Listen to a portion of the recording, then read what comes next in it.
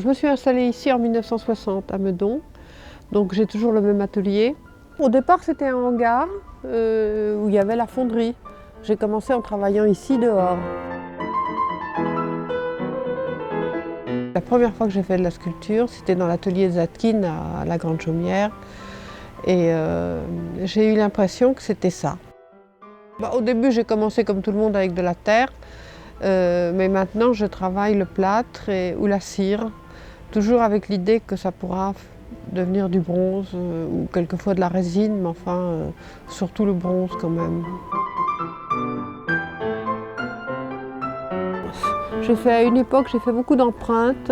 Je travaillais beaucoup avec des empreintes de feuilles, des choses comme ça, de tout. Je moulais un peu de tout. Et puis maintenant, depuis, disons, presque une vingtaine d'années, j'ai supprimé toutes ces choses-là, même les feuilles, tout ça. Et maintenant, je travaille plus dépouillé peut-être, et plus avec uniquement le mouvement. Mais ça dépend. Je peux avoir un coup de cœur pour quelque chose. Et puis, en général, quand je commence une sculpture, c'est que j'ai vu quelque chose qui m'a touchée. Le couple qui est derrière vous, là, qui est un couple sous parapluie, qui est en train de s'embrasser sous un parapluie, ça je l'ai vu en réalité. Je suis passée un jour sur un pont, il y avait un couple, il pleuvait, il y avait un couple qui s'embrassait sous un parapluie. J'ai trouvé que ça faisait une sculpture magnifique, donc j'ai commencé à faire cette sculpture. Mais très souvent, ça se passe même pas comme ça vient, je ne sais même pas pourquoi ni comment.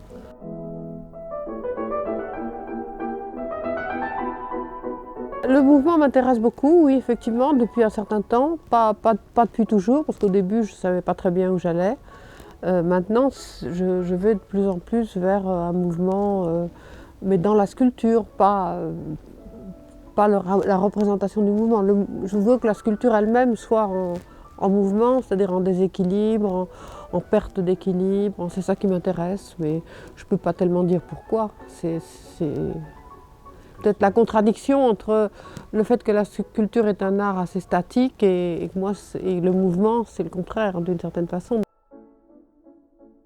Non, c'est pas lisse. Non, effectivement, il y a surtout beaucoup de creux, beaucoup de vide, parce que j'aime beaucoup la lumière. L'ombre est introduite par le vide et l'ombre, pour moi, compte autant que le plein. Enfin, le vide compte autant que le plein. L'ombre amène la lumière, quoi. Et pour moi, c'est indispensable. Le volume lui-même me satisfait pas, j'arrive pas. À une époque, j'ai fait des sculptures qui étaient presque, pas abstraites, j'aime pas le mot, mais enfin qui n'avaient pas de... qui étaient non figuratives, disons. Et puis je suis revenue très vite à la figure humaine parce que pour moi, la sculpture est très liée à la figure humaine. Je ne peux pas m'y soustraire, je reviens toujours.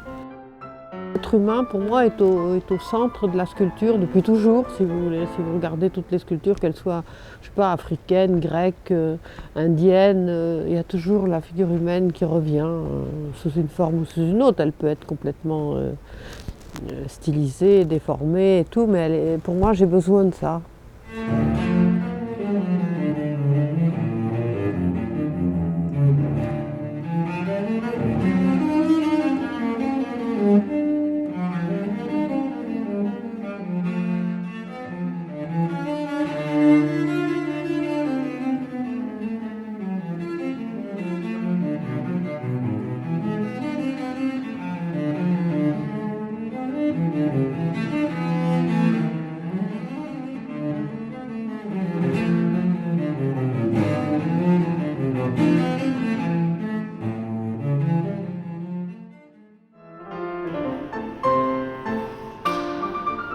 C'est toujours un transport compliqué, oui, parce que en même temps c'est assez fragile, c'est lourd, et il faut des grands camions, il faut tout ça. Enfin, la sculpture, c'est pas la peinture, hein, c'est quand même d'autres problèmes, disons.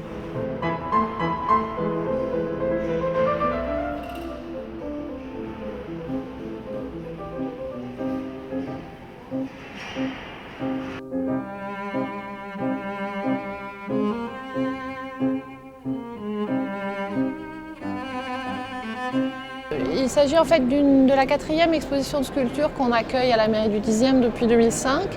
avec un objectif de faire se rencontrer différents aspects de la sculpture avec le public parisien, le public de l'arrondissement, mais aussi le public parisien.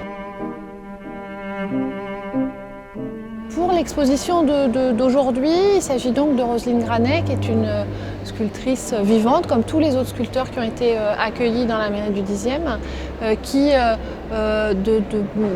par son style figuratif et très lyrique, nous permettait de montrer une autre facette de la sculpture aujourd'hui.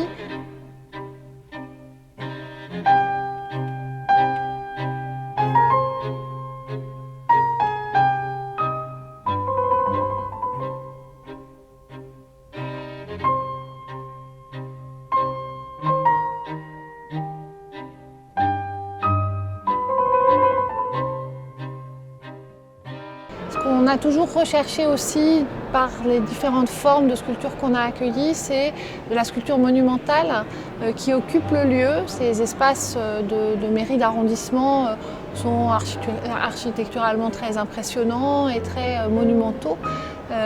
Ce sont aussi des espaces formidables qui appartiennent à tous les Parisiens et qu'on essaye de leur rendre en les faisant être envahis par les œuvres d'art et comme ça permettre ces rencontres. Ce que je trouvais intéressant dans le 10e, c'est que c'est une mairie qui est très populaire, donc il y a beaucoup de monde. Puis c'est pas un public, disons, privilégié, c'est pas les gens des musées qui sont là. J'ai eu cette impression de danse funèbre, un peu à cause de leur aspect en fait rugueux, et donc comme si elles sortaient de terre en fait ces sculptures. Puis finalement, il y a un côté plus rassurant au deuxième regard finalement. Cette sculpture, c'est une sorte d'évocation de cet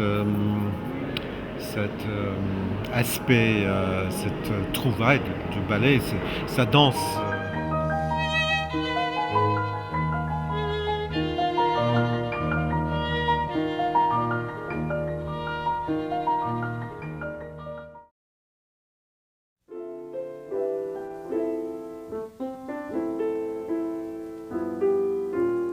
Autumn in New York, why does it seem